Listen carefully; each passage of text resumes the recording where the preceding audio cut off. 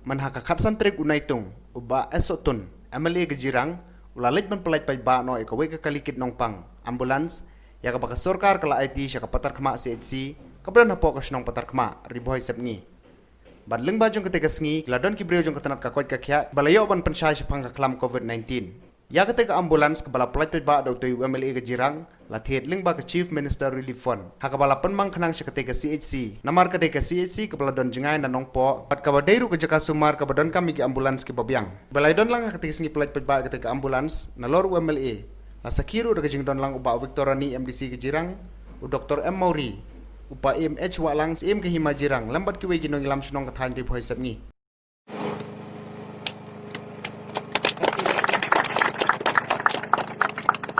Lagi kesan kita hakimi ki tayo makadu arlai tayo kita sedang penio yaki kies angin nongko ni bak pakalong kita ni naro itu kakisai ti kies kita nilayo sulai tadi kan apa tadi kies apa di mana dek ba ni ham sautu bak kuno bangin ya cepat nangni ringkap kini kecipang ngaban long period ba kata dahil natakani ka daw, ba?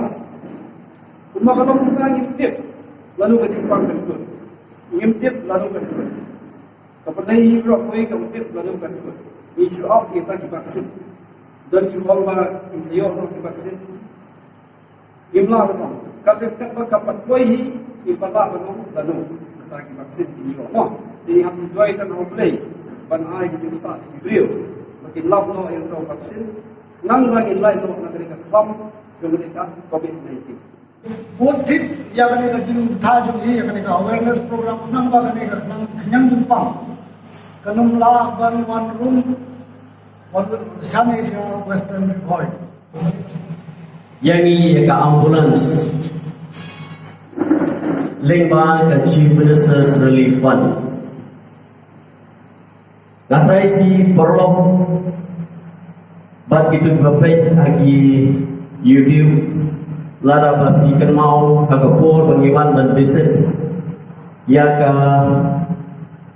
di quarantine center ngalakren agapur penglabu ika petition so Chief Minister baka konsensi kejungi hamkam kali kedong President di Poi kadai ka dong kepada sadin bat kumasyong kepada fokus nem telah saya ikut sebab tekadon kam sibun kijirang kijampi ser ala patai bat hari kepor kebaca hakapor bangi ngepon yang covid khatilai ngalada banjur yo honorable Chief Minister ba ngidon kam kapatma sesi keban hab ban pet ban kwi yang kejenge kejoti pada ngidon kam biar ke ambulans kababha ka ambulans kababit babian bana ban penyai ban kit ye ginongpang naga ni kathai syaki wei pati jaga